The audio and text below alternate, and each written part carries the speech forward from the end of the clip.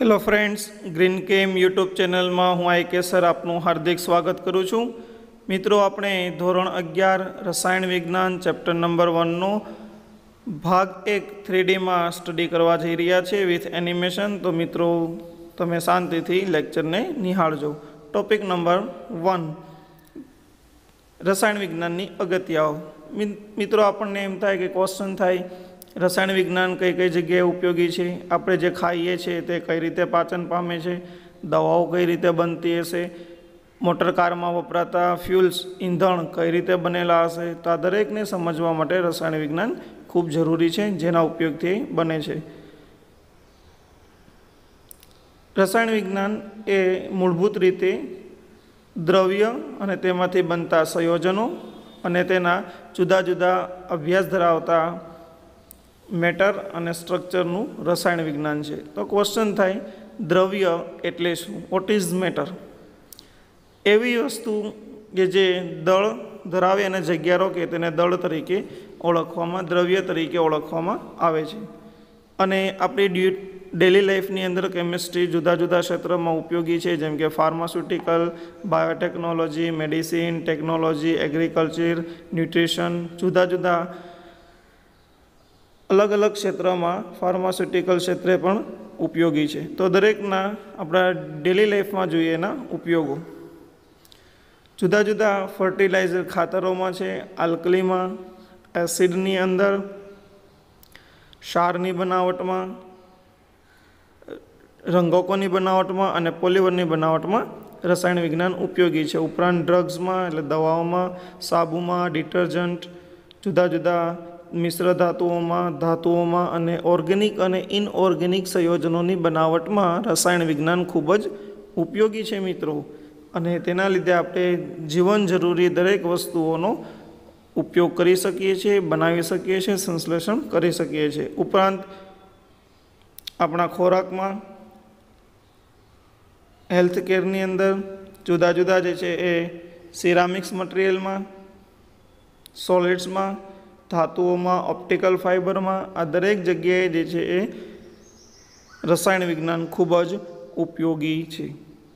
મિત્રો, વાતાવરણમાં CFC જે ઓઝોનને નુકસાન કરે છે, એના અલ્ટરનેટિવ સ્થાને HFC એટલે કે ઓછા પ્રદૂષણ કરવા માટેના સંયોજનો પણ રસાયણ વિજ્ઞાનથી આપણે મેળવી શકીએ છીએ, જેથી પ્રદૂષણનું પ્રમાણ ઘટાડી શકાય. ત્યારબાદ આપણે જુદી જુદી એન્ઝાઇમ રિલેટેડ દવાઓ જે છે AZT એની પણ બનાવટમાં એનો ઉપયોગ કરીએ છીએ. જુદા જુદા સંશ્લેષિત અને અલગ અલગ મટીરિયલોની બનાવટમાં પણ રસાયણ વિજ્ઞાન ઉપયોગી છે, જેમ કે એસિડ, ડાય, રંગકો, પોલિમર, જુદા જુદા ક્ષેત્રે રસાયણ વિજ્ઞાન ખૂબ જ ઉપયોગી છે મિત્રો. ત્યારબાદ જોઈએ દ્રવ્યનો સ્વભાવ.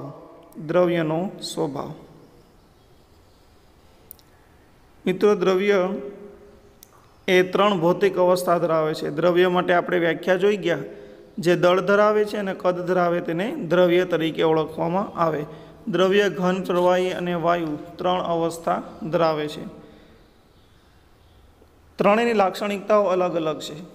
ઘન પદાર્થ ચોક્કસ કદ અને આકાર ધરાવશે. તેના પરમાણુઓની ગોઠવણી ખૂબ જ વ્યવસ્થિત હોય છે, માટે તે ચોક્કસ કદ અને આકાર ધરાવે છે. પરમાણુઓ એ ત્રિપરિમાણીય દિશામાં ખૂબ જ વ્યવસ્થિત રીતે ગોઠવાયેલા હોય, માટે ચોક્કસ સમઘનીય આકાર ધરાવે. જ્યારે લિક્વિડમાં મિત્રો 2 પરમાણુઓ વચ્ચેનું અંતર થોડું વધુ હોય ઘનની સાપેક્ષમાં, માટે અણુઓ એકબીજાથી દૂર ગોઠવાય છે. એકબીજાથી દૂર ગોઠવાયેલા હોવાથી આંતરાણવીય આકર્ષણ બળ તેમના વચ્ચે ઓછું હોય, માટે પ્રવાહી પદાર્થને ચોક્કસ કદ હોય છે, આકાર હોતો નથી. જ્યારે વાયુમાં 2 પરમાણુઓ વચ્ચે ખૂબ જ નિર્બળ આંતરાણવીય આકર્ષણ બળ અને ખૂબ જ અણુઓ વચ્ચેનું અંતર વધુ હોવાથી એકબીજાથી દૂર દૂર ગોઠવાય, માટે તેને કદ કે આકાર જોવા મળતા નથી. એટલે વાયુ અવસ્થા એ કદ કે આકાર ધરાવતું નથી. પ્રવાહી અને વાયુ એ પ્રવાહિતાનો ગુણધર્મ ધરાવે છે, સપાટી ઉપર ફેલાઈ જાય છે. જ્યારે ઘન પદાર્થ એ ચોક્કસ સ્થાન ઉપર રહે છે. આપણે જોઈ શકીએ છીએ વાયુ અને પ્રવાહીના અણુઓ દોલન કરે છે, જ્યારે ઘન સ્થિર પદાર્થ છે. આ ઘન પદાર્થને આપણે પ્રવાહી અને વાયુમાં ફેરવી શકીએ છીએ। જો ઘન પદાર્થને ગરમ કરવામાં આવે તો પ્રવાહીમાં રૂપાંતર થાય, પ્રવાહીને ગરમ કરીએ તો વાયુમાં રૂપાંતર થતું જોવા મળે છે। એટલે એક સ્વરૂપમાંથી બીજા સ્વરૂપમાં રૂપાંતર કરવા માટે મિત્રો આપણે ગરમી આપવી પડે। સેમ વાયુને પ્રવાહીમાં રૂપાંતર કરવું હોય તો ઠંડુ કરો અને પ્રવાહીને હજી વધારે ઠંડુ કરીએ તો ઘન પદાર્થમાં રૂપાંતર પામશે। ક્લાસિફિકેશન, દ્રવ્યનું વર્ગીકરણ મિત્રો આપણે જોઈએ।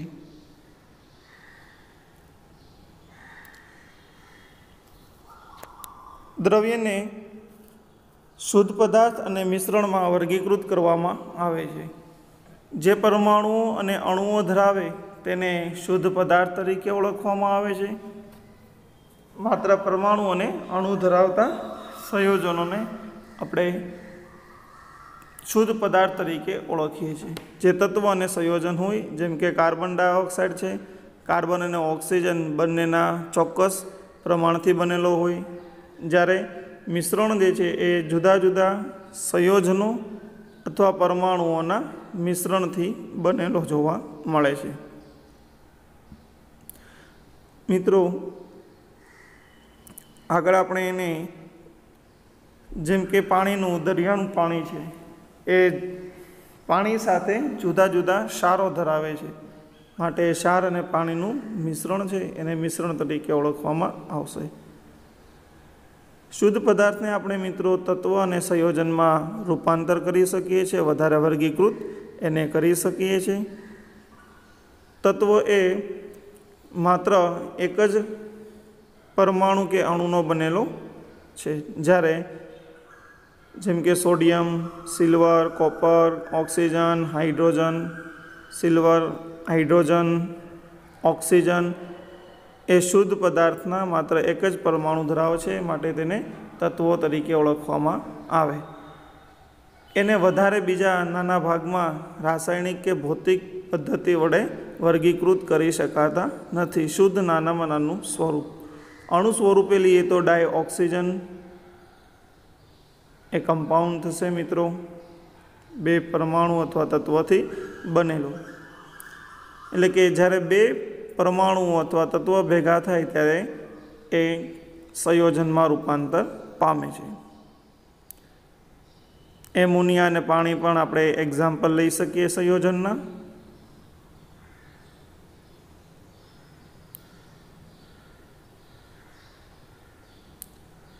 મિત્રો આપણે પાણીની વાત કરીએ તો પાણીની અંદર બે હાઇડ્રોજન અને એક ઓક્સિજન, ત્રણ તત્વો ભેગા થઈ એક સંયોજનમાં રૂપાંતર પામે છે અને તેને ભૌતિક પદ્ધતિ વડે અલગ કરવામાં આવે છે, જેને વિદ્યુત વિભાજન તરીકે ઓળખવામાં આવે છે। વિદ્યુત વિભાજનથી આપણે અલગ કરી શકીએ હાઇડ્રોજન અને ઓક્સિજનને। બંને વાયુ અવસ્થા ધરાવતા નિપજો પ્રાપ્ત થશે વિદ્યુત વિભાજનને અંતે। મિત્રો આના જુદા જુદા આપણે લાક્ષણિકતાઓ જોઈએ સંયોજન માટેની, તો હાઇડ્રોજન, ઓક્સિજન અને વોટર, જ્યારે બે સમાન કદ ધરાવતા પરમાણુઓને ભેગા કરવામાં આવે તો અણુમાં રૂપાંતર થાય, તો સંયોજન જ્યારે પરમાણુમાંથી તત્વોમાંથી સંયોજન બને છે ત્યારે પોતાની લાક્ષણિકતાઓ ગુમાવી દે છે અને નવા ગુણધર્મ પ્રાપ્ત કરે। મિશ્રણો વિશે મિત્રો જોઈએ।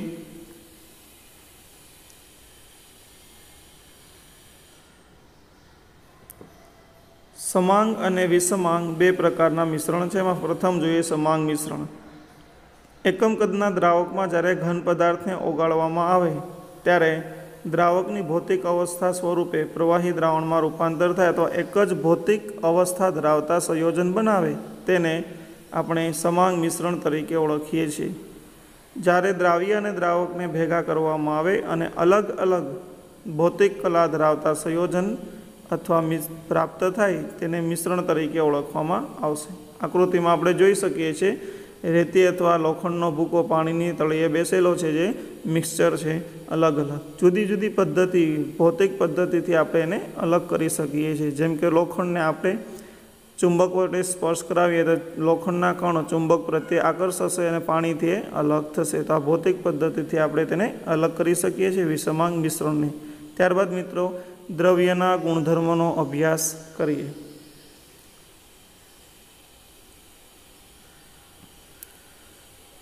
મિત્રો આપણે પાણી અને બરફ એ બંને અવસ્થાઓ વચ્ચેનો અભ્યાસ કરીએ। એક પ્રવાહી છે, એક ઘન છે। જેમ કે પ્રવાહી પાણી અને ઘન એ બરફ છે। આ બંનેને ભૌતિક અને રાસાયણિક જુદા જુદા જે છે ગુણધર્મ ધરાવે છે। જેમ કે ઘન પદાર્થમાં આપણે રબરનો બોલ એ ઘન પદાર્થ છે, જુદી જુદી ગુણધર્મ કે લાક્ષણિકતાઓ ધરાવશે। ઘન અવસ્થા છે, આકારનો જોઈએ તો રાઉન્ડ છે, યલો કલર છે, સ્મેલ એની રબર ટાઈપની અને ફંક્શન એનો બાઉન્સ એ કૂદકા મારવાનો ગુણધર્મ ધરાવે એક પોલિમર છે। જ્યારે સલ્ફરનો આપણે અભ્યાસ કરીએ ઘન પદાર્થનો તો તેની પ્રોપર્ટીમાં મિત્રો યલો કલર, ઘન અવસ્થા અને સ્મેલ જે છે એ સ્ટ્રોંગ ઓડર ખૂબ જ જે છે તીવ્ર વાસ ધરાવતું જોવા મળે। તો આ બાહ્ય આકારથી આપણે એને જોઈ શકીએ। બાહ્ય આપણે સૂંઘવાથી, સ્મેલથી કે રંગથી જોઈ શકાય। તેને ભૌતિક ગુણધર્મ તરીકે ઓળખવામાં આવે। એવા ગુણધર્મ જેમાં રાસાયણિક પ્રક્રિયા કરાવવાની કોઈ જરૂર પડતી નથી, તેને બાહ્ય આકાર, રંગ કે વાસથી ઓળખી શકાય, તેને ભૌતિક ગુણધર્મ તરીકે ઓળખવામાં આવે। જ્યારે મિત્રો રાસાયણિક ગુણધર્મ છે એ રાસાયણિક પ્રક્રિયાથી ઓળખી શકાય। ભૌતિક ગુણધર્મમાં આજે તેનું કદ આવે, ઘનતા આવે, લંબાઈ આવે, દળ આવે, આ દરેક આપણે લઈ શકીએ। બોઇલિંગ પોઈન્ટ છે, મેલ્ટિંગ પોઈન્ટ છે, બરાબર, આ દરેક એ ભૌતિક ગુણધર્મમાં સમાવેશ પામશે। અહીં કોઈ રાસાયણિક પ્રક્રિયા કરાવવાની આવશ્યકતા નથી મિત્રો, ડાયરેક્ટ એમ જ રાસાયણિક પ્રક્રિયા વગર આપણે ગુણધર્મ દર્શાવી શકીએ છીએ, માટે તે ભૌતિક ગુણધર્મ કહેવાશે।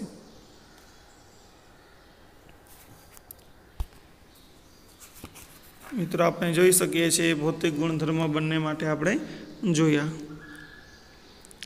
બીજા ગુણધર્મ છે મિત્રો રાસાયણિક ગુણધર્મ।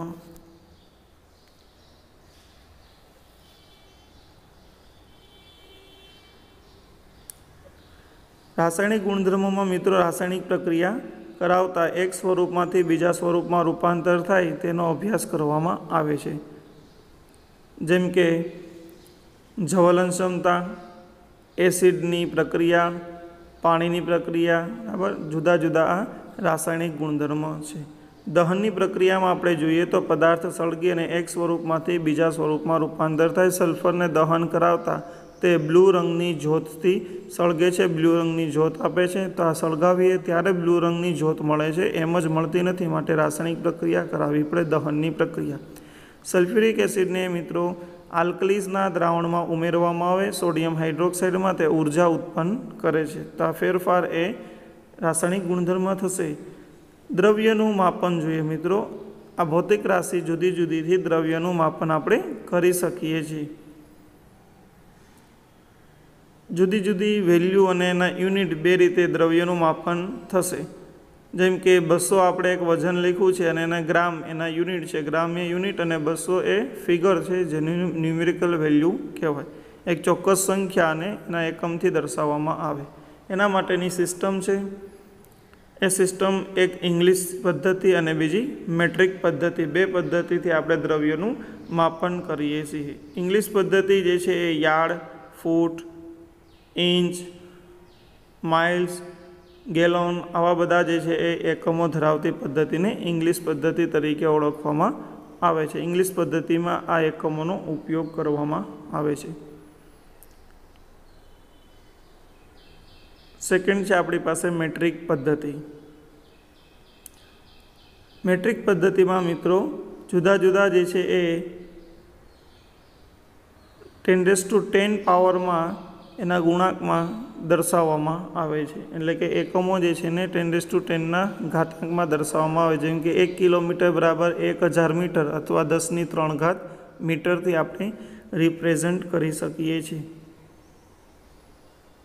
પરંતુ આમાં સાર્થકતા ન રહેતા વૈજ્ઞાનિકોને એક નવી જ પદ્ધતિ ડેવલપ કરવાની જરૂરિયાત થઈ, જેને એસઆઈ પદ્ધતિ, લા સિસ્ટમી ધ ઇન્ટરનેશનલ યુનિયન તરીકે ઓળખવામાં આવે છે। એસઆઈ પદ્ધતિ જેમાં 7 મૂળભૂત પાયાના એકમો છે, લંબાઈ, પછી દળ જેને કિલોગ્રામથી દર્શાવવામાં આવે છે, સમય જેને સેકન્ડ એકમમાં દર્શાવવામાં આવે છે, વિદ્યુત પ્રવાહ જેને એમ્પિયરમાં દર્શાવવામાં આવે છે, ઉષ્માગતિકીય તાપમાન જેને કેલ્વિનથી દર્શાવવામાં આવે છે, પદાર્થનો જથ્થો જેને મોલથી આપણે દર્શાવીએ છીએ, અને પ્રદીપ્ત અથવા જ્યોતિની તીવ્રતા જેને મિત્રો આપણે કેન્ડેલા એકમથી દર્શાવીએ છીએ. તો આ મૂળભૂત 7 પાયાના એકમ અથવા રાશિઓ છે જે આપણે એસઆઈ એકમ તરીકે ઓળખીએ છીએ.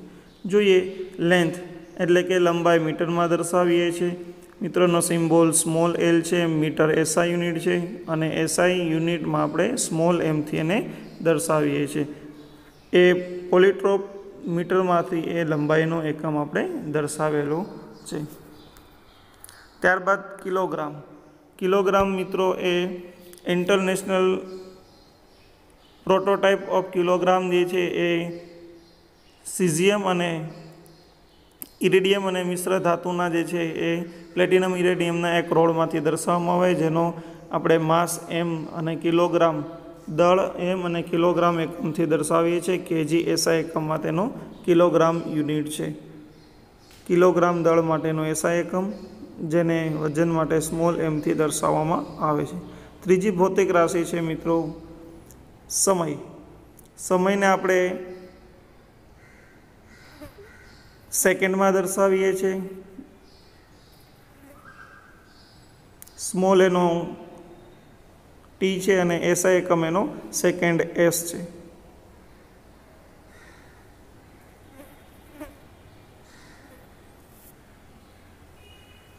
ત્યારબાદની ભૌતિક રાશિ મિત્રો આ 1 માર્કના એમસીક્યુ માટે મહત્વનું છે, આપણે યાદ રાખીશું. વિદ્યુત પ્રવાહ જેને આઈ સિમ્બોલથી સામાન્ય રાશિમાં દર્શાવવામાં આવે છે. એસઆઈ એકમનું નામ તેનું એમ્પિયર છે અને સિમ્બોલ એ છે. એન્ડ્રે મેરી એમ્પિયરે એની શોધ કરી હોવાથી તેને એમ્પિયર નામ આપવામાં આવે છે. વિદ્યુત પ્રવાહનું વહન દ્રાવણમાં કરાવતા એ એમ્પિયર દર્શાવેલું છે. 2 રોડની વચ્ચે વિદ્યુત પ્રવાહ એકમ સમયમાં પસાર થાય તેને એ એમ્પિયર તરીકે ઓળખવામાં આવે, જેનું મૂલ્ય 2×10⁻⁻7 ન્યૂટન પ્રતિ મીટર હતું. 2 આડછેદના વાહક તારમાંથી પસાર કરેલો વિદ્યુત પ્રવાહ. નેક્સ્ટ છે મિત્રો આપણી પાસે તાપમાન. તાપમાન જે છે એ પાણીના 3 પોઈન્ટ ઉપરથી દર્શાવેલું છે, જેનો આપણે કેપિટલ ટી સામાન્ય રાશિમાં અને કેલ્વિન એ આઈયુપી એસઆઈ એકમ પદ્ધતિમાં એકમ લઈએ છીએ. જે પાણીના 3 પોઈન્ટથી ઉષ્માગતિકીય તાપમાન 1/273.16મો ભાગ એ તાપમાન તરીકે આપણે લઈએ છીએ. ત્યારબાદ પદાર્થનો જથ્થો એન જેને આપણે મોલ એકમમાં દર્શાવીએ છીએ. એ મોલ એકમ માટે આપણે કાર્બન 12ના 0.012 કિલોગ્રામથી આપણે એનું 2 સ્પીસીસ વચ્ચે અણુઓની સિઝિયમના 2 પરમાણુ વચ્ચેના અથડામણથી આપણે એનો યુનિટ ડિફાઇન કરેલો છે. તો કઈ રીતે આપણે ડિફાઇન કરેલા 2 પરમાણુ વચ્ચેના સંકલનથી એ મોલ જથ્થો દર્શાવવામાં આવે છે.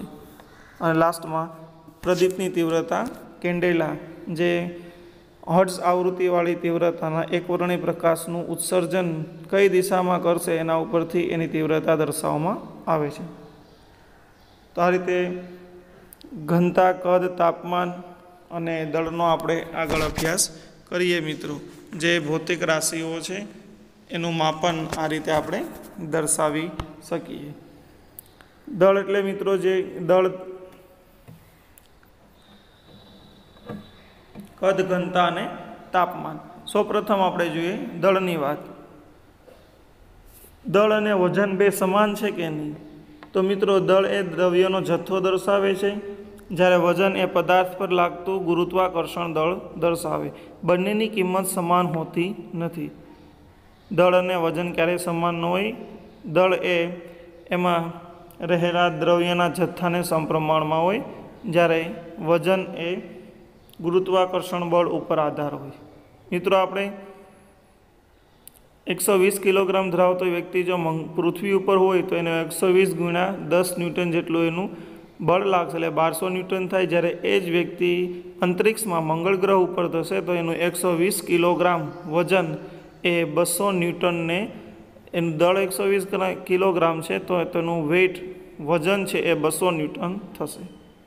તો મિત્રો પૃથ્વી અને અન્ય મંગળ ગ્રહ ઉપર 120 કિલોગ્રામ દળ ધરાવતા માણસ છે એના વજનમાં ફેરફાર આવે છે। બંને જગ્યાએ માસ દળ સમાન છે, પરંતુ વેઇટ તમે જુઓ, પૃથ્વી ઉપર 1200 ન્યૂટન છે, જ્યારે મંગળ ઉપર 200 ન્યૂટન જોવા મળ્યું। ત્યારબાદ આપણે જોઈએ મિત્રો, વૈશ્લેષિક તુલા દ્વારા તેનું માપન કરવામાં આવે છે।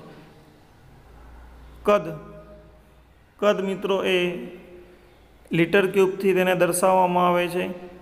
1 સેન્ટીમીટર ક્યુબમાં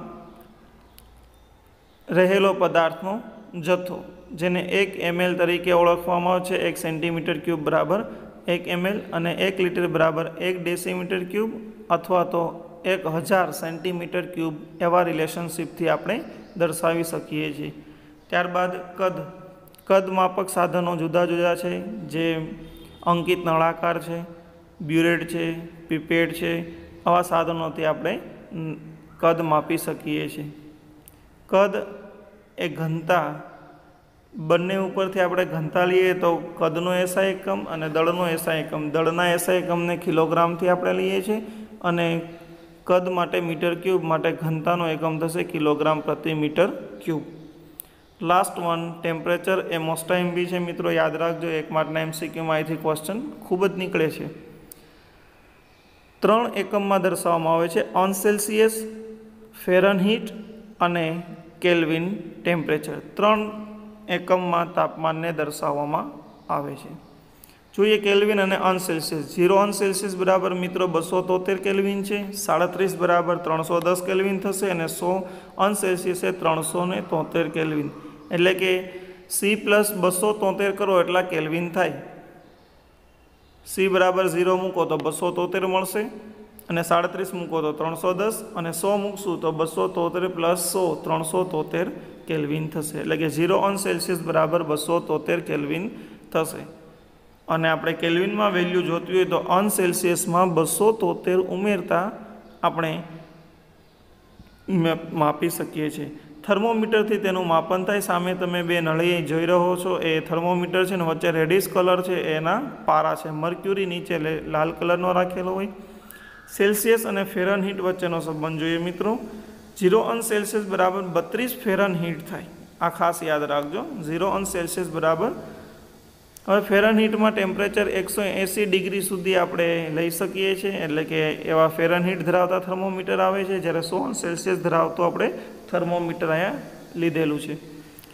0 ઓન સેલ્સિયસ બરાબર 32 ફેરનહીટ, એનો રિલેશનશિપ છે મિત્રો 100 ઓન સેલ્સિયસ બરાબર 180 ફેરનહીટ થાય અથવા 5 ઓન સેલ્સિયસ બરાબર 9 ફેરનહીટ થશે, જેને આપણે સૂત્ર C બરાબર વૈજ્ઞાનિક સંકેત પદ્ધતિઓનો આપણે અભ્યાસ કરીએ। ત્યારબાદ મિત્રો અને માપનમાં અનિશ્ચિતતાની વાત કરીએ। જુદા જુદા માપન માટે અનિશ્ચિતતાઓ રહેલી હોય છે અને વૈજ્ઞાનિક પદ્ધતિ મુજબ આપણે અનિશ્ચિતતા ચાલે નહીં। જેમ કે દળનું આપણે માપન કરવું હોય, પરમાણુ એ ખૂબ જ નાના અણુ પરમાણુને આયન ધરાવે છે। આ રાસાયણિક વિજ્ઞાનમાં નાના નાના પરમાણુ કે આયનનું માપન આપણે કોઈપણ ભૌતિક રાશિ દ્વારા ચોક્કસ કરવું પડે।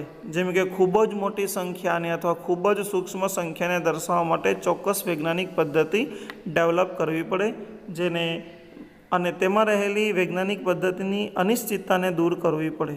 જેમ કે આપણે લઈએ મિત્રો એવોગેડ્રો નંબર, તો એવોગેડ્રો નંબર એ 6022 પછી મિત્રો 23 શૂન્ય ધરાવે છે। તો આટલા બધા શૂન્ય ધરાવતી મોટી રકમને આપણે લખવું એ ખૂબ જ અનિશ્ચિત જણાય। માટે આવા ખૂબ જ લાંબી કિંમત, ખૂબ જ મોટી કિંમત અને ખૂબ જ ઓછી કિંમત ધરાવતી કિંમતને આપણે વૈજ્ઞાનિક પદ્ધતિથી દર્શાવીએ છીએ, જેને વૈજ્ઞાનિક સંકેત પદ્ધતિ તરીકે ઓળખવામાં આવે। જેમ કે 10⁻6, 10⁻3, 2, એવી રીતે 10+4, 5, 10, આવી 10⁻15 સુધી પ્લસમાં અને 10⁻15 સુધી નેગેટિવમાં ઘાતાંકથી દર્શાવી શકીએ છીએ, જેને વૈજ્ઞાનિક પદ્ધતિ તરીકે ઓળખવામાં આવે।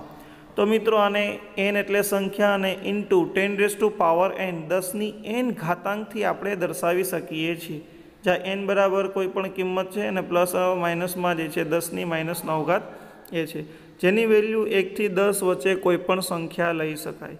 તો એવોગેડ્રો નંબરને મિત્રો આપણે nના ઘાતાંકમાં લખવા હોય તો 6.022 અને ગુણ્યા 10⁻23 દર્શાવી શકાય, જે આપણે સરળ અંક વાંચી શકીએ છીએ। 0.493604 ને લખવું હોય તો 4.9364 લખી શકાય। 10⁻², એટલે કે 2 એકમ આપણે જમણી તરફ ખસ્યા એટલે 10⁻2 થી તેને રિપ્રેઝેન્ટ કરી શકાય। 4.0 અહીંયા 10⁻² એ ઘાતાંક છે અને કોએફિશિયન્ટ છે એ 4.9364 થશે। આ રીતે જુદા જુદા અસંખ્ય આંકડાઓને આપણે આ રીતે દર્શાવી શકીએ છીએ, જેને વૈજ્ઞાનિક અંક પદ્ધતિ તરીકે દર્શાવવામાં આવે અને ખાસ કરીને ખૂબ જ રસાયણ વિજ્ઞાનમાં આપણે એનો ઉપયોગ કરીએ છીએ। ચાલો એના ભાગાકાર, ગુણાકાર, બાદબાકીની વાત કરીએ તો સૌપ્રથમ આપણે એના સરવાળા માટેની વાત કરીએ। આમાં ઘાતાંક હોય એનો સરવાળો થાય અને એ ને બી સંખ્યા છે એનો સરવાળો, અને ઘાતાંકને કોમન લઈ અને એ લખી લેવાના છે, એટલે કે બંનેના ઘાતાંક સમાન હોવા જોઈએ। ગુણાકારના સંબંધમાં હોય ત્યારે સરવાળો અને બાદબાકી આ રીતે કરી શકાય। જેમ કે 6.62 એમાં 10⁻4 છે અને 4.31માં 10⁻3 છે, તો સૌપ્રથમ આપણે મિત્રો એની ઘાતાંક સમાન કરવાની। આ બંને ઘાતાંકને સમાન કરીએ, કાં 3 કરો અથવા તો બંને 4 કરો, પછી તે આપણે એનું એ સરવાળો કરી શકીએ। અને હંમેશા મોટી ઘાતાંક હોય એ તરફ આપણે લઈ જવાનો છે ડિજિટ। 10⁻4 છે તો અમે 10⁻4 આપણે કરવું પડશે। 4.31 ગુણ્યા 10⁻³ છે એને આપણે જો 10⁻⁴ લખીએ તો 0.431 લખી શકાય। હવે બંને યુનિટ કેવા થઈ ગયા? સેમ, તો એ બંને કોમન આવી જશે। 10⁻⁴ અને 6.62 પ્લસ 0.431નો સરવાળો કરવાનો, જે 7.051 કિંમત આપણને પ્રાપ્ત થશે ઇન્ટુ 10⁻4। આ આપણો આન્સર થયો, એટલે કે સેમ મોટી ઘાતાંક તરફ એને ફેરવવાનો, પછી સંખ્યાનો સરવાળો કરવાનો। હવે બાદબાકી માટે જોઈએ, અહીં 10⁻⁻5 અને 10⁻⁻6 છે, તો -6 ને 5માં કન્વર્ટ કરીને આપણે મલ્ટીપ્લાય એનું નેગેટિવ કરવાનું છે, માઇનસ કરવાનું છે। ત્યારબાદ ભાગાકાર અને ગુણાકાર માટેના નિયમો। ઘાતાંક જ્યારે અલગ અલગ હોય અને આધાર સમાન હોય ત્યારે ઘાતાંકોનો સરવાળો થાય અને સંખ્યાનો ગુણાકાર થાય, જે આપણે લોઅર સ્ટાન્ડર્ડમાં 8, 9, 10માં ભણતા હતા। એ જ નિયમો અહીંયા લાગુ પડશે। 2.4 10⁻3 અને 5.6 10⁻4માં 4 અને 3 નો સરવાળો થશે, આધાર સમાન છે એટલે 10 3 + 4, અને 2.4 અને 5.6નો ગુણાકાર કરવાનો 13.44 ઇન્ટુ 10⁻7 એ થશે। ડિવિઝન એટલે કે ભાગાકાર માટેના નિયમો જોઈએ તો ભાગાકારમાં ઘાતાંકનો મિત્રો બાદબાકી થાય, ઘાતાંકની બાદબાકી થાય। જેમ કે એક્ઝામ્પલ આપણે લખ્યું છે 4.474 10⁻11 ને 6.2 એ આપણે લખી શકીએ। ત્યારબાદ મિત્રો કદના માપન માટે જોઈએ, જુદા જુદા કદ ધરાવતા હોય ત્યારે m1 v1/n1 m2 v2/n2, એટલે કે બંને દળ, કદ અને મોલની સંખ્યા લઈ શકીએ છીએ। તો આને ચોકસાઈ તરીકે ઓળખવામાં આવે છે, જે વૈજ્ઞાનિકમાં આપણે એક્યુરેસી, ચોકસાઈ લઈએ છીએ। ચોકસાઈ ખૂબ જ જરૂરી છે, ચોકસાઈ સિવાય આપણે કોઈ દર્શાવી શકતા નથી અંક। મને કે આટલી બધી સંખ્યા છે, તો સંખ્યાને ચોકસાઈ રૂપે માપન કર્યું હોય તો કઈ રીતે મેઝરમેન્ટ કરી શકાય? આટલા બધા પરમાણુઓ છે તો પરમાણુ તો આપણે આ રીતે દર્શાવી શકતા નથી। તો આવા જુદા જુદા અણુ, પરમાણુ કે આયનને આપણે ચોક્કસ રીતે દર્શાવવા માટે નિશ્ચિત વૈજ્ઞાનિક પદ્ધતિનો ઉપયોગ કરવો પડે।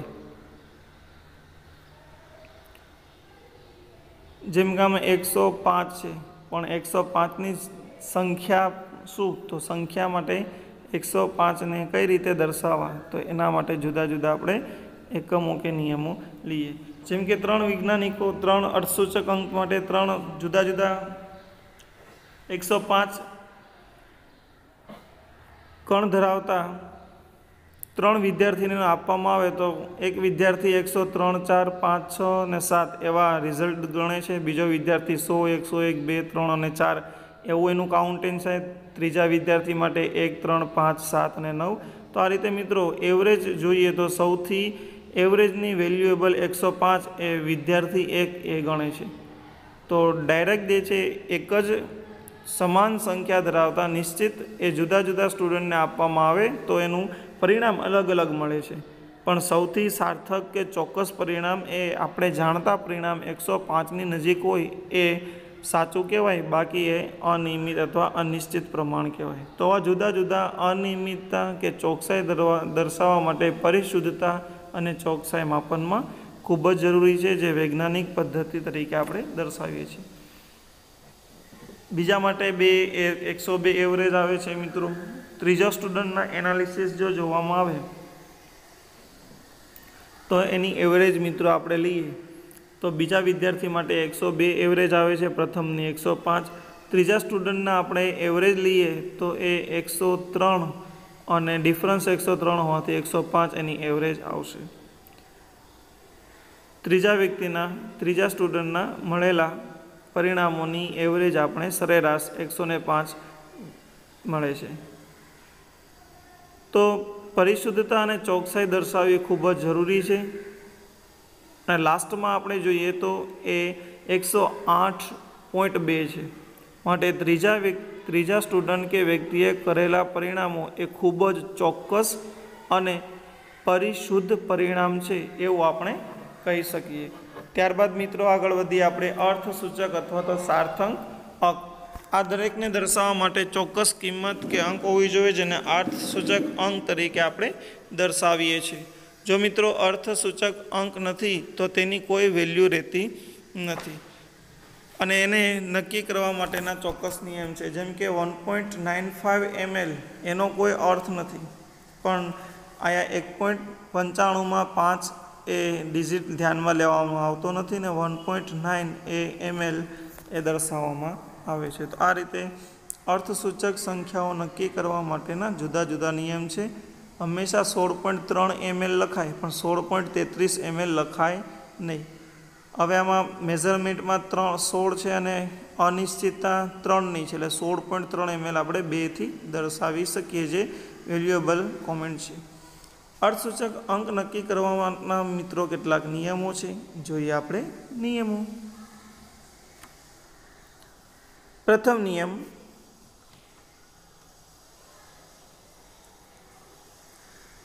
શૂન્ય સિવાયની દરેક સંખ્યા અર્થસૂચક સંખ્યા છે। જેમ કે 897 એમાં 3, 0.23માં 2 અને 9.87માં 3 અર્થસૂચક અંક છે।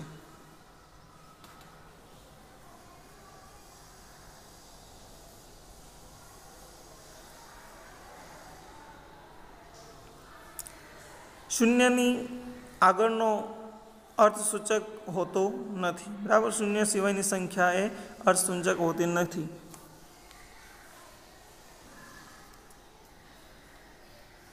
જેમ કે 0.0325માં 0 કાઉન્ટ થશે નહીં, માત્ર 3, 2 અને 5 3 અર્થસૂચક અંક લઈ શકાય। ત્યારબાદ ત્રીજો નિયમ મિત્રો,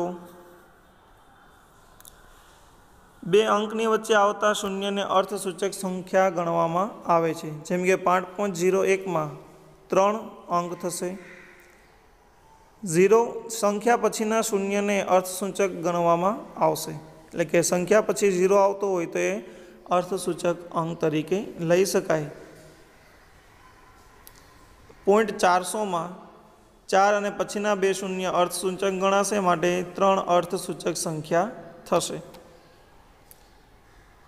100ની અંદર માત્ર એક જ અર્થસૂચક સંખ્યા થશે, કારણ કે પાછળની બે વેલ્યુ ગણવામાં આવશે ને, પણ 0.100 હોય તો મિત્રો 3 અર્થસૂચક સંખ્યા ગણાય।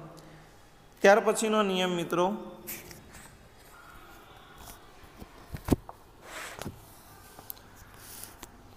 ચોક્કસ સંખ્યા જે છે એ સંખ્યાને આપણે અર્થસૂચક સંખ્યા તરીકે દર્શાવીએ છીએ। જેમ કે એપલની આપણે વાત કરીએ તો આની અંદર 8 એપલ છે, એટલે કે 8 સફરજન એક ડીશની અંદર રાખેલા છે। આ 8 એપલને આપણે અર્થસૂચક અથવા તો સિગ્નિફિકન્ટ અંક તરીકે લખી શકીએ છીએ। ચોક્કસ સંખ્યા એ અર્થસૂચક સંખ્યા છે, જેને 8 પછી 8 પોઈન્ટ કરીને ઘણા બધા શૂન્યથી લખી શકાય। તો એની કેટલીક મેથેમેટિકલ કેલ્ક્યુલેશન છે, જે સિગ્નિફિકન્ટ અંકને દર્શાવવા માટે ઉપયોગમાં આવે છે। સૌપ્રથમ આપણે સરવાળા અને બાદબાકીની વાત કરીએ।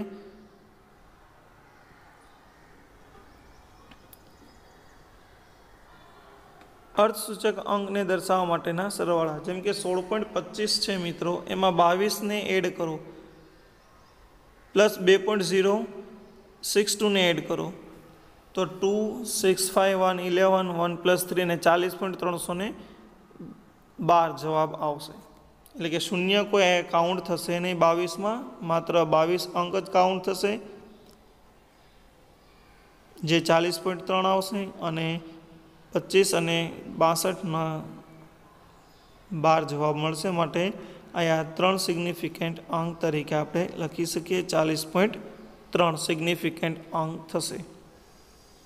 આ સરવાળા માટેની વાત હતી, જેટલી કિંમત આપે એનો સરવાળો આપણે કરી શકીએ। હવે જોઈએ મિત્રો ગુણાકાર, 12.984 ને 2.5થી ગુણાકાર કરવો છે, તો મિત્રો અહીંયા રાઉન્ડ ઓફથી 32.46 ને આપણે 32 રાઉન્ડમાં અને 46 ને આપણે 2.5માં એક જ સંખ્યા છે અથવા 2 સિગ્નિફિકન્ટ છે, એટલે 2 સિગ્નિફિકન્ટથી દર્શાવી શકાય। ભાગાકારનો નિયમ 5.76, 34 ને 1.28થી ડિવાઈડ કરો તો 4.5027 એ અંક આપણને પ્રાપ્ત થશે। હવે 1.28માં 3 સિગ્નિફિકન્ટ એટલે કે અર્થસૂચક અંક છે, તો માટે એને 3 શૂન્યથી દર્શાવી શકાય। કાઉન્ટ કરવા માટે, રાઉન્ડ ઓફ કરવા માટેના નિયમો, ક્યારે અર્થસૂચક સંખ્યાને રાઉન્ડ ઓફ કરી શકાય। સૌપ્રથમ 5 કરતાં વધારે હોય તો આગળના અંકમાં +1 ઉમેરી અને સંખ્યાને દૂર કરવામાં આવે છે। 5થી વધારે કિંમતમાં, જેમ કે 1.347માં 7 એ 5 કરતાં વધારે છે, આગળ એક વધારીને દૂર કરી દેવાનું।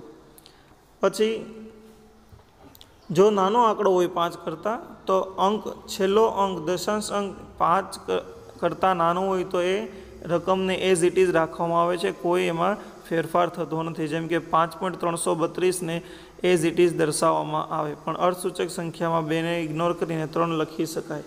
રૂલ્સ નંબર 3, જો છેલ્લો અંક 5 કે એની પહેલાંનો અંક જે છે એ બેકી હોય તો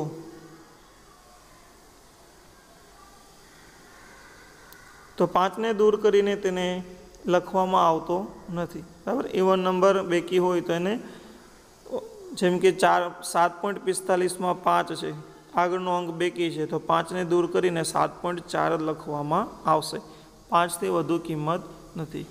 7.35માં આપણે જોઈએ મિત્રો તો 5 એ પણ આગળનો અંક એકી છે માટે +1 એડ થાય।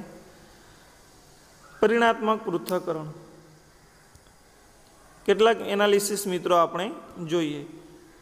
ઇંચને સેન્ટીમીટરમાં, સેલ્સિયસને ઇંચમાં, ગ્રામને કિલોગ્રામમાં, કિલોગ્રામને ગ્રામમાં જુદા જુદા એકબીજામાં રૂપાંતર આપણે કરી શકીએ, તેના માટે આપણે ચોક્કસ પદ્ધતિનો ઉપયોગ કરીએ છીએ। જેમ કે મિત્રો આપણે એક એકમમાંથી બીજા એકમમાં આ રૂપાંતર કરવા માટેની વાત આપણે જોઈએ છીએ। કઈ રીતે એકમાંથી બીજા એકમમાં રૂપાંતર કરી શકાય, જેમ કે ઇંચમાંથી 1 ઇંચ બરાબર 2.54 સેન્ટીમીટર છે મિત્રો।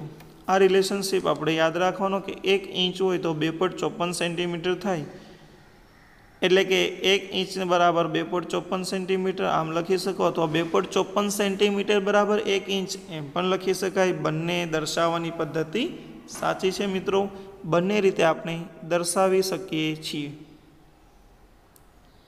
ઇંચ અને સેન્ટીમીટર માટે આ રિલેશનશિપ યાદ રાખવાનો।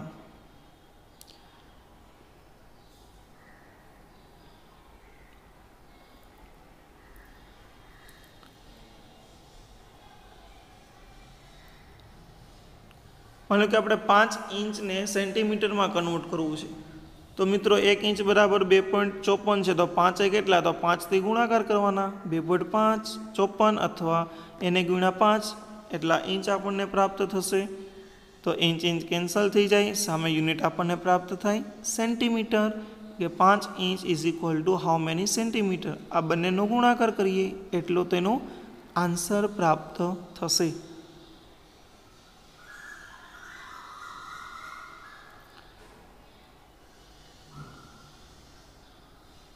સમાન યુનિટ કેન્સલ થતા આન્સર। મિત્રો પાર્ટ નંબર 2 અને આવી જ રીતે આપણે 3Dમાં ભણશું એટલે તમે બીજા પણ આવતા પાર્ટ 2 ને નિહાળજો. ચેપ્ટર નંબર 2 પણ 3D મોડલમાં આપણે વિથ એક્સપેરિમેન્ટ ભણવાના છીએ. બરાબર. આ રીતે 12.70 સેન્ટીમીટર દર્શાવી શકાય. બરાબર. જુદા જુદા સ્ટેપથી હોય ત્યારે આપણે યુનિટને બાદબાકી કરવાની.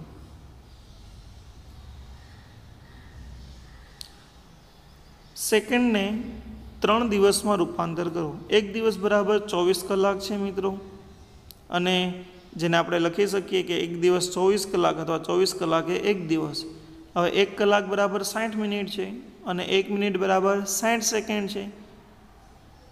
માટે આપણે લખી શકીએ કે 1/60 અથવા 60 મિનિટ 1 કલાક. માટે 3 દિવસ, દિવસના 24 કલાક, 60 મિનિટ અને 60 મિનિટના 60 સેકન્ડ, એટલે કે 1 day is equal to 1 day 1 hours અને 1 મિનિટ એમાં કન્વર્ટ કર્યું. આ બધાનો આપણે જોઈએ તો મિનિટ કેન્સલ, કલાક કેન્સલ, દિવસ કેન્સલ, છેલ્લે આપણને સેકન્ડમાં આન્સર મળશે.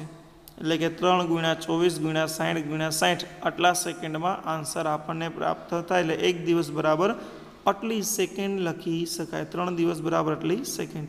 તો મિત્રો આગળનો ટોપિક આપણે જોઈએ, ખૂબ જ મહત્ત્વનો છે, રાસાયણિક સંયોગીકરણના નિયમો. ખૂબ જ મહત્ત્વનો આ ટોપિક છે મિત્રો. એમાં પ્રથમ નિયમ જોઈએ, દળ સંચયનો નિયમ. આ નિયમ વૈજ્ઞાનિક એન્ટની લોવેઝિયરે આપેલો છે મિત્રો.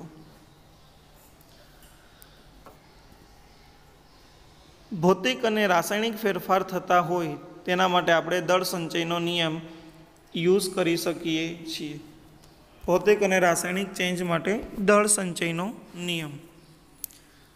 જેમ કે આપણે ઘન પદાર્થનું વજન કરીએ તો એ 100 ગ્રામ પ્રાપ્ત થાય છે. બરફના ટુકડાને વજન કરતાં તે 100 ગ્રામ બરફનો ટુકડો માલુમ પડે છે. એ જ બરફના ટુકડાને ગરમ કરીએ તો પ્રવાહીમાં રૂપાંતર થશે. પ્રવાહીમાં રૂપાંતર થયા એટલે એની ભૌતિક અવસ્થામાં ચેન્જ થયો.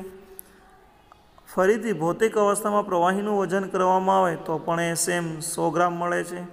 એટલે કે બરફ કે તેના પાણીનું વજન હંમેશા આપણને સમાન રહે છે, પરંતુ તેનું એક સ્વરૂપમાંથી બીજા સ્વરૂપમાં રૂપાંતર થાય. એટલે કે દ્રવ્યનું સર્જન કે વિનાશ શક્ય નથી, માત્ર એક સ્વરૂપમાંથી બીજા સ્વરૂપમાં રૂપાંતર થાય, જેને દળ સંચયના નિયમ તરીકે ઓળખવામાં આવે.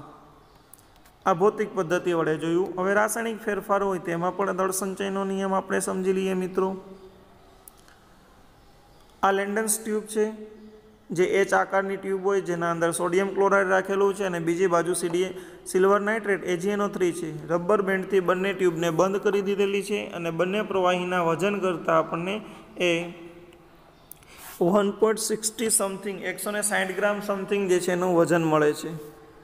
આ રાસાયણિક પ્રક્રિયા કરાવ્યા પ્રથમની વાત છે, બંનેને ભેગા નથી કર્યા. હવે સોડિયમ નાઇટ્રેટ અને સિલ્વર ક્લોરાઇડને ભેગા કરીએ તો એકબીજામાં સિલ્વર નાઇટ્રેટ એ સિલ્વર ક્લોરાઇડમાં રૂપાંતર થશે અને સોડિયમ ક્લોરાઇડ એ સોડિયમ નાઇટ્રેટમાં રૂપાંતર થાય. અને પછી આપણે એનું વજન કરીએ મિત્રો તો 160 ગ્રામ જ મળે છે. એટલે કે રાસાયણિક પ્રક્રિયા પહેલાં અને રાસાયણિક પ્રક્રિયા પછી સંયોજન સોડિયમ ક્લોરાઇડ એ સોડિયમ નાઇટ્રેટમાં રૂપાંતર થયું, સિલ્વર નાઇટ્રેટ એ સિલ્વર ક્લોરાઇડમાં રૂપાંતર થયું. સ્વરૂપ બદલાણું, પરંતુ તેનું દળ બદલાતું નથી. એટલે ભૌતિક કે રાસાયણિક પ્રક્રિયા દરમિયાન દ્રવ્યનું એક સ્વરૂપમાંથી બીજા સ્વરૂપમાં માત્ર રૂપાંતર થાય છે, તેનું સર્જન કે વિનાશ શક્ય નથી. અને બંને પ્રક્રિયામાં તેનું દળ એ જળવાયેલું રહે છે, જેને દળ સંચયના નિયમ તરીકે ઓળખવામાં આવે.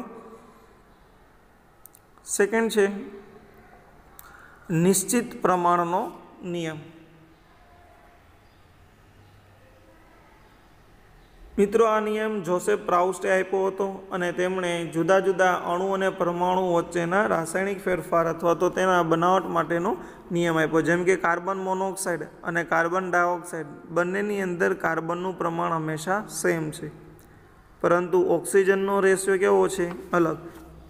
જોસેફ પ્રાઉસ્ટે આ નિયમ આપણને આપેલો છે અને એના નિયમ મુજબ કે કોઈ પણ એક ચોક્કસ તત્વ સાથે બીજા તત્વ પ્રક્રિયા કરે તો તેનું ચોક્કસ દળ એ ચોક્કસ જોવા મળે છે. જેને જોસેફ પ્રાઉસના નિયમ તરીકે ઓળખવામાં આવશે।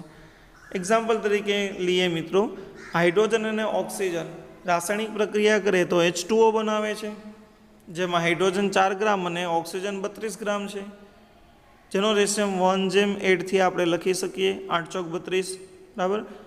જે દળથી 1:8 સાદી નાની પૂર્ણાંક સંખ્યાથી આપણે દર્શાવી શકીએ। આ દળનું સંઘટન છે, નિશ્ચિત એનું દળ આટલું દર્શાવી શકાય કે એનું પ્રમાણ કેવું છે, તત્વોનું દળથી ચોક્કસ નિશ્ચિત પ્રમાણ ધરાવે છે।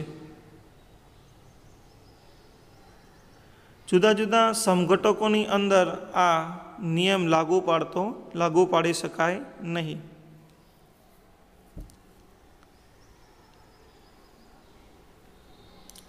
જેમ કે કાર્બનનું એક સમસ્થાનિક કાર્બન 12 લઈએ અને ઓક્સિજન લઈએ અને CO2 માં રૂપાંતર કરીએ તો 12 ગ્રામ 32 ગ્રામ, તો 4 તેરી 12, 8 ચોક 32, 3:8ના પ્રમાણમાં છે।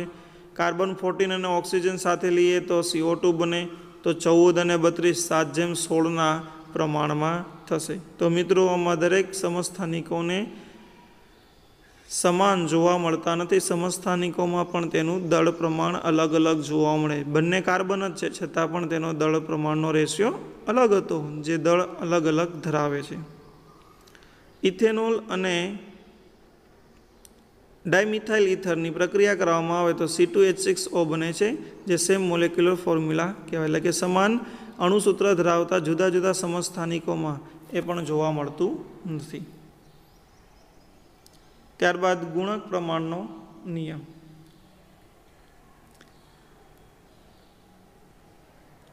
ડાલ્ટને 1804માં આ નિયમ આપેલો હતો અને એના મત મુજબ જ્યારે એક તત્વ બીજા તત્વ સાથે જોડાય છે જ્યારે બે તત્વો વચ્ચે રાસાયણિક પ્રક્રિયા થાય ત્યારે એક તત્વનું ચોક્કસ પ્રમાણ એ અન્ય તત્વના જોડાતા નિશ્ચિત દળ સાથે જોડાય છે। એક તત્વનું ચોક્કસ દળ એ અન્ય તત્વના નિશ્ચિત દળ સાથે જોડાય છે, જેને સિમ્પલ આપણે સાદી નાની પૂર્ણાંક સંખ્યાથી દર્શાવી શકીએ છીએ। તેને ગુણક પ્રમાણના નિયમ તરીકે ઓળખવામાં આવે છે। જેમ કે કાર્બન અને ઓક્સિજન બંનેને આપણે રાસાયણિક પ્રક્રિયા કરાવીએ મિત્રો, તો કાર્બન અને ઓક્સિજનની રાસાયણિક પ્રક્રિયાથી કાર્બન ડાયોક્સાઇડ બનશે CO2, અથવા કાર્બન ડાયોક્સાઇડમાં કાર્બન અને મોનોક્સાઇડમાં ઓક્સિજનનું પ્રમાણ લઈએ તો કાર્બન પ્લસ ઓક્સિજન CO2 બનશે, 24 ગ્રામ કાર્બન, એની સામે 32 ગ્રામ ઓક્સિજન વપરાશે। જ્યારે 2 મોલ કાર્બન અને 2 મોલ ઓક્સિજનની પ્રક્રિયા કરો તો 2 મોલ કાર્બન મોનોક્સાઇડમાં રૂપાંતર થશે, એટલે કે 12 ગ્રામ કાર્બન અને 16 ગ્રામ ઓક્સિજન વપરાશે।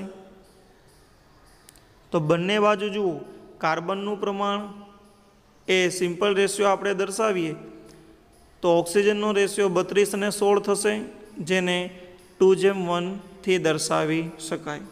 તો આ સાદી નાની પૂર્ણાંક સંખ્યાથી ગુણોત્તરથી આપણે દર્શાવી શકીએ છીએ। કાર્બન ફિક્સ છે, પરંતુ તેની સાથે જોડાતો ઓક્સિજન એ અલગ અલગ છે, જે નિશ્ચિત ગુણક પ્રમાણના નિયમથી આપણે એને દર્શાવી શકીએ છીએ। તો ગુણક પ્રમાણના નિયમમાં આપણે આ રીતે એને રિપ્રેઝેન્ટ કરી શકીએ।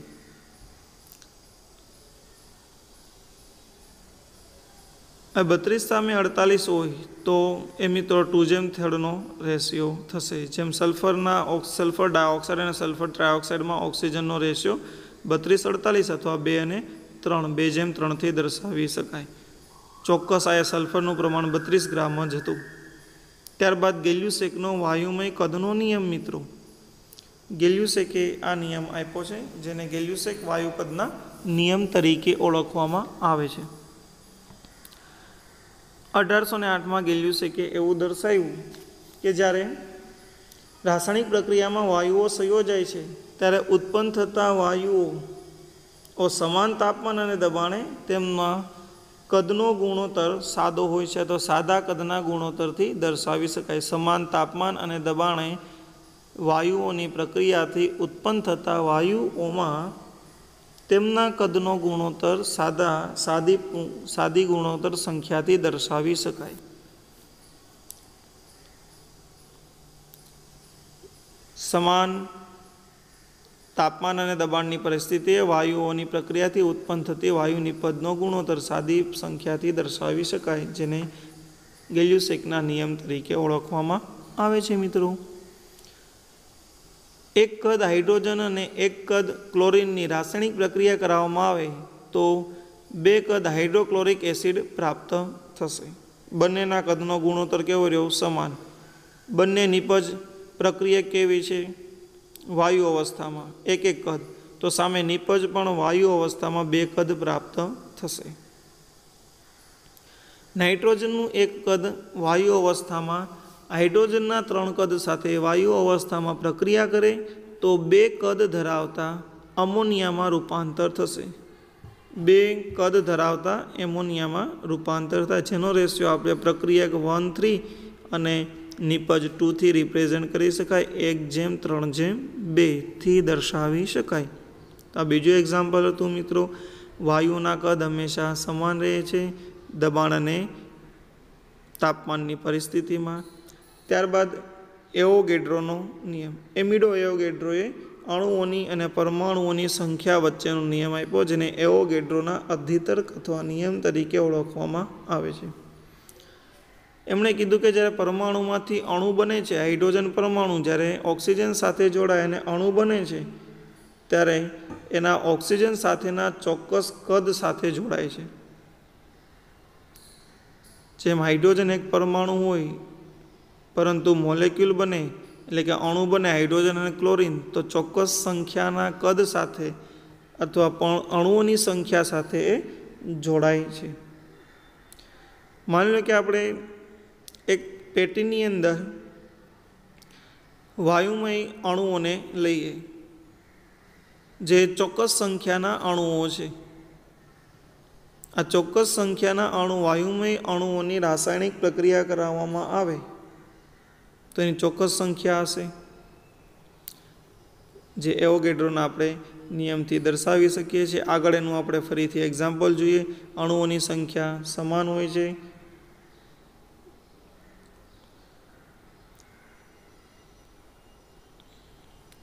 અણુઓની આપણે વાત કરી કે 2 અલગ અલગ અણુઓ ઓક્સિજન અને હાઇડ્રોજન, અણુઓની સંખ્યા હંમેશા સમાન હોય। કોઈ પણ અણુ હોય એ એક જ તાપમાને અથવા તો એક જ સમાન પરિસ્થિતિએ અણુઓની સંખ્યા સમાન જોવા મળશે। હાઇડ્રોજનનું 1 કદ ક્લોરીનના 1 કદ સાથે રાસાયણિક પ્રક્રિયા કરશે તો હાઇડ્રોક્લોરિક એસિડના 2 કદ ઉત્પન્ન કરશે। તો મિત્રો આપણે જોઈ શકીએ છીએ કે સમાન કદની પરિસ્થિતિએ અણુઓની સંખ્યા સમાન રહે છે, અણુઓની સંખ્યામાં ફેરફાર થતો નથી।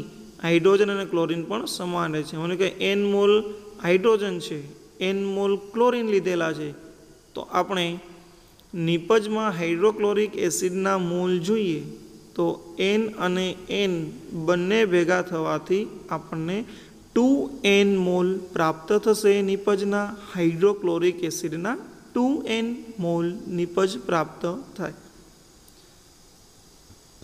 એટલે કે હાઇડ્રોક્લોરિક એસિડનું પણ આપણે કદ n મોલમાં દર્શાવેલું છે।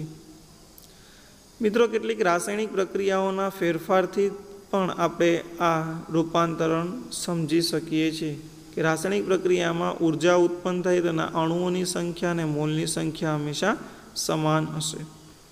જુદા જુદા પરમાણુઓ સંયોજન કઈ રીતે બનાવે છે આપણને ક્વેશ્ચન થાય તો એના માટે આપણે જોઈએ ડાલ્ટનના પરમાણુય સિદ્ધાંત માટેની વાત।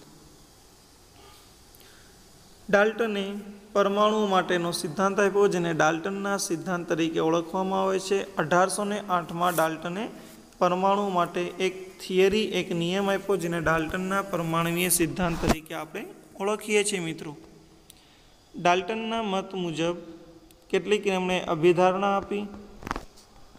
એમણે કીધું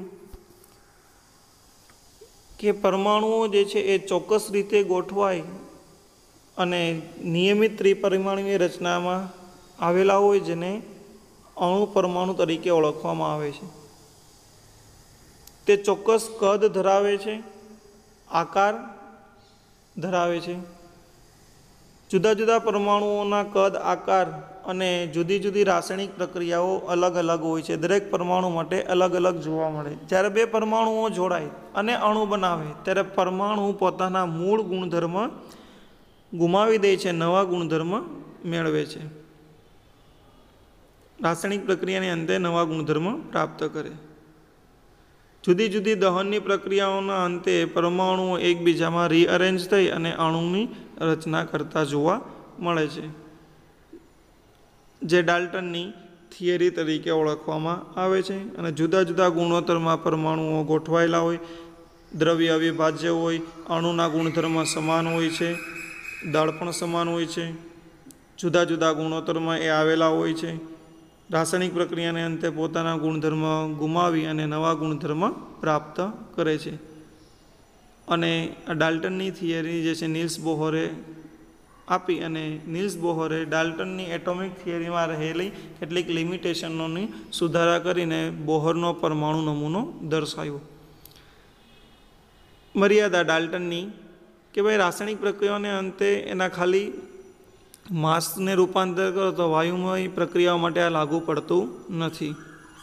જુદા જુદા પરમાણુઓ માટેના કદ અને દળ માટે એ નિયમ લાગુ પડતો નથી. થિયરી એ સમજાવી શકતું નથી. શા માટે ચોક્કસ પરમાણુઓ ચોક્કસ પરમાણુ સાથે જોડાય છે તેની પણ માહિતી મળી નહોતી. અને એના વચ્ચેના આંતરાણવીય આકર્ષણ બળ જુદા જુદા જે છે એ 3 ડાયમેન્શનલમાં ઘન પ્રવાહી અને વાયુ અવસ્થાના પરમાણુઓની ગોઠવણી આ નિયમ સમજાવી શકતો નથી. તો મિત્રો બસ આજના લેક્ચરમાં આટલું જ. આગળ આપણે ભાગ 2માં મળીશું. વિડીયો ગમે તો લાઇક, શેર અને સબસ્ક્રાઈબ જરૂર કરજો. Thank you very much for watching. We will meet next part 2.